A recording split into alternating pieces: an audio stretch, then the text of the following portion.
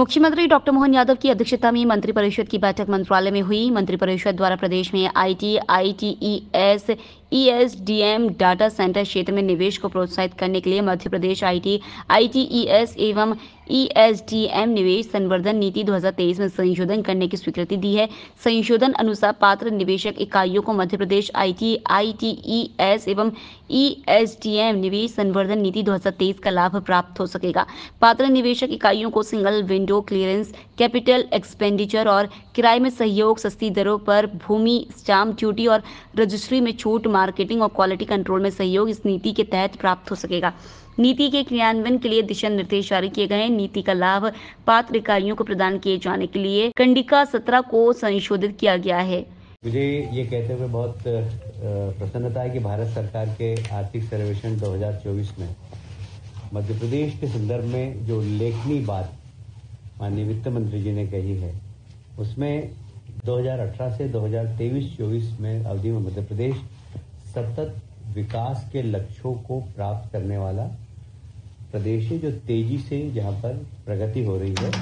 और इस अवधि में लगभग 15 अंक की बढ़ोतरी हुई। 15 अंक पीछे थे, हम 15 अंक आगे बढ़े हैं। नदी लिंक परियोजना जो हमारी है, केन बेतवा परियोजना, उसकी भी चर्चा की गई।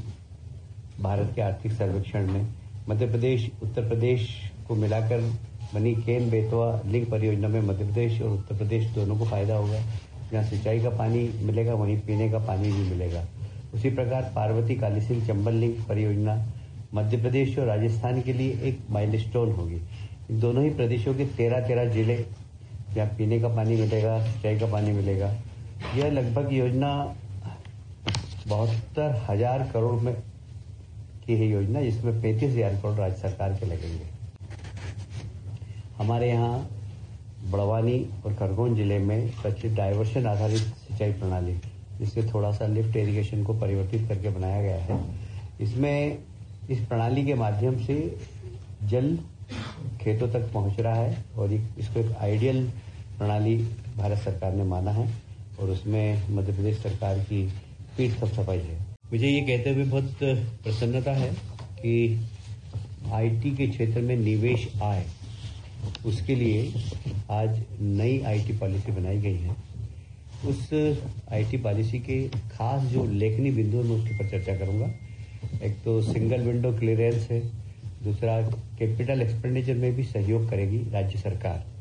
फिर जितने भी बीओपी वगैरह खुलते हैं उनके किराए में सहयोग करेगी, सहायता करेगी राज्य सरकार। कुल मिलाकर रोजगार को बढ़ावा देने के लिए यह आईटी पॉलिसी लाई गई है। इसमें उनकी मार्केटिंग में भी हम लोग सहायता करेंगे, क्वालिटी सर्टिफिकेशन में हम सहायता करेंगे, सस्ती दरों पर भूमि भी हम देने वाले हैं और stamp duty, registration, property tax, इसमें सब में छूट देने का निर्णय लिया है। हमने आईटी पॉलिसी ऐसी बनाई कि देश के सभी आईटी पॉलिसी का हमने कंपैरिजन किया और मध्य प्रदेश की कैसे आईटी पॉलिसी अच्छी बने, जिससे हम निवेश को आकर्षित कर सकें और लोगों को रोजगार के नए अवसर दे सकें। इसमें मैंने पहले ही बता दिया, जमीन में छूट, क्वालिटी में उनका राज्य सरकार सहयोग करेगी। अगर किराए के बीपीओ बनाते हैं तो किराए की छूट देगी, टैक्स में छूट देगी, पेटेंट कराने में छूट देगी। ये सब राज्य सरकार उसकी जिम्मेदारी ले रही है, जिससे कि आईटी में ज्यादा इन्वेस्टमेंट मध्य प्रदेश में आए। Bureau report, MS TV, Delhi.